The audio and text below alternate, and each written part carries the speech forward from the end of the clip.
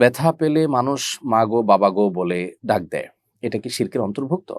খুবই চমৎকার একটি প্রশ্ন, মাশাআল্লাহ। ব্যথা পেলে বা কোনো কষ্ট অনুভব হলে অনেক সময় আমরা ও মা, ও বাবা বা বাবা গো, মা গো এরকম বলে আমরা ডাক দেই। এই ডাক দেওয়াটার মানে এই নয় যে আমরা বাবা কিংবা মায়ের কাছে সাহায্য চাই। তাদের কাছে অলৌকিক কোনো সাহায্য চাই, দূর থেকে তারা আমাদের কিছু করতে পারবেন এরকম বিশ্বাস থেকে আমরা বাবা বা মাকে ডাকি না।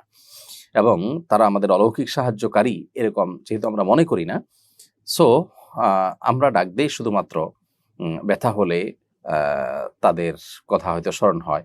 তারা অনেক বেশি মায়া করেন, মমতা করেন। সেই জায়গা থেকে তাদের আ তারা থাকলে চোখের সামনে তারা হয়তো স্নেহ করতেন, মমতা করতেন। আ এরকম একটা অভ্যাসগত ইস্যুতে পরিণত হয়েছে বাবা গো, মা গো ডাকটা। এখানে কোনো অলৌকিক কোনো ক্ষমতাধর বা আল্লাহর পর্যায়ে তাদেরকে রেখে সেই বিশ্বাস থেকে তাদেরকে ডাকা হচ্ছে এমনটি এখানে ঘটে না।